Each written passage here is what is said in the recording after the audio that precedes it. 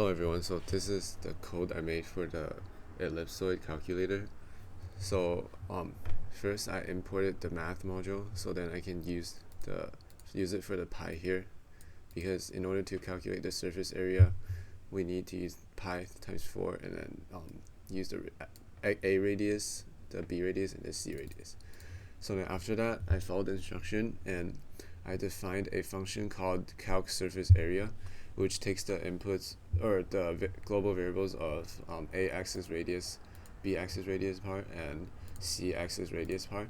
So within the function, I wrote the code for the surface area, which I followed the given instruction, and this is it. So it's basically 4 multiplied by pi, which is represented with the math module pi, math.pi, and multiplied by the product of a-axis multiplied by b-axis to the power of 1.6, and the same thing here, a times c to the power of 1.6 and b times c to the power of 1.6, and then that total divided by 3, and then at the end it's raised to the power of 1 over 1.6. And then at the end of this function I return the print function, which prints the surface area and the calculated surface area.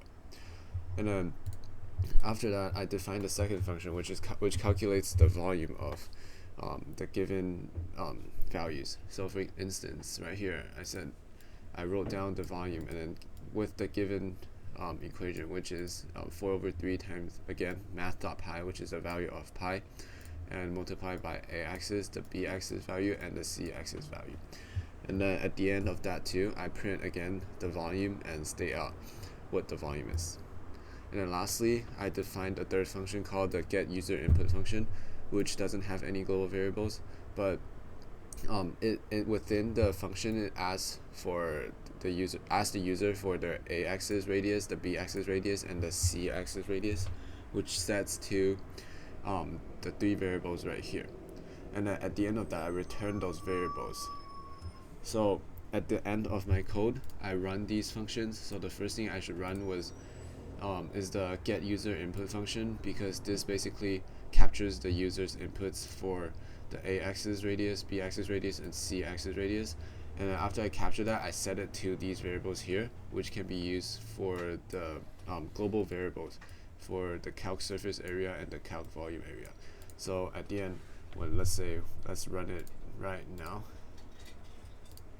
So if I run it right now, with the given example, if I run with the a-axis radius 1.1, the b-axis radius 2.2, and the c-axis radius 3.3, it outputs the surface area of 59.21 and the volume of 33.45, which matches the answers given on the worksheet. So, thank you.